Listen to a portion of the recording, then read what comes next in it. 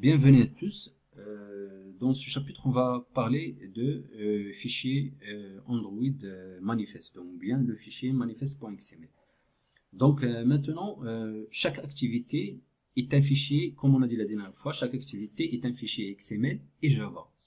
Cependant, si vous allez dans votre application et vous allez trouver ce répertoire manifeste, donc, ou bien un sous-répertoire. Donc, on a votre application, on a un sous-répertoire manifeste dans lequel vous allez trouver un fichier XML qui s'appelle Android manifeste.xml. Donc, vous faites double-clic. Donc, comme vous voyez ici, donc on est dans notre fichier Android manifeste.xml. Donc, votre application est plus susceptible d'avoir un tas d'activités différentes. Dans notre cas ici, on a une seule activité. Donc, mais une application, il peut avoir plusieurs. Ce fichier Android manifeste.xml, donc ici, est comme le gestionnaire principal pour votre application. Donc, c'est le gestionnaire principal pour votre application, afin que chaque activité que vous créez, ça va être un nouveau élément dans le fichier manifeste Android. Donc les activités, chaque activité qu'on crée, donc on fait une nouvelle activité, donc ça va être un nouveau élément dans notre fichier ou bien dans notre Android manifeste.xml. C'est comme on a vu la dernière fois pour le layout, dans le fichier activité.xml pour les widgets. Chaque widget qu'on rajoute dans notre interface graphique, ça s'ajoute automatiquement dans le fichier activité main.xml. Donc, ce qu'il faut retenir, donc le plus important, c'est que ce fichier Android manifeste.xml, c'est comme le gestionnaire principal pour votre application. Donc, je m'explique. Donc, dès que votre application est exécutée sur un téléphone, donc le téléphone ne sait pas quoi faire. Donc, il dit d'accord, où je vais.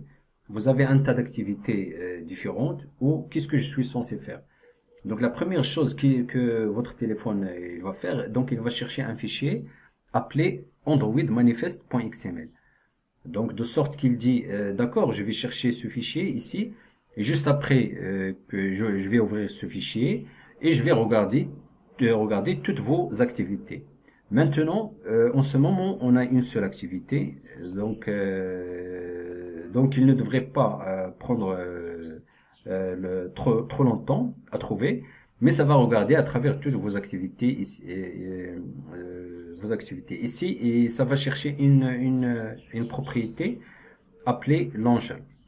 Donc c'est cette propriété et c'est sur le lanceur et c'est à peu près en disant que cela est l'activité principale que vous voulez lancer. C'est le point de départ de votre application. Donc c'est cette activité quand il trouve launcher.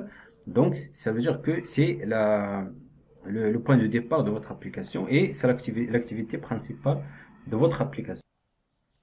Donc ici, comme vous voyez, votre téléphone quand il regarde donc le fichier XML, donc il est en train de lire.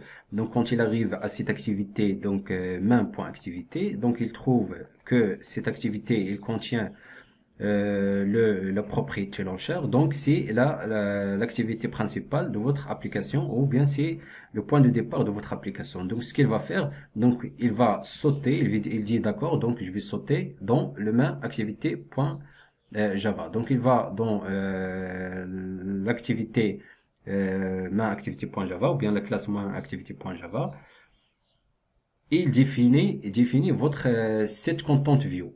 Donc ici, il définit votre set content view. Donc il va y aller pour afficher votre mise en page, donc l'interface graphique de votre activité. Donc et c'est la même chose pour toutes les autres activités. Donc ici, par exemple, dans votre ma activité, quand il arrive à votre interface graphique de votre activité, si vous avez, par exemple, vous cliquez sur un bouton, donc quand vous cliquez sur ce bouton, donc ça va lancer, par exemple, un filtre ou une autre activité. Donc tout sera affiché dans votre fichier Android manifeste.xml.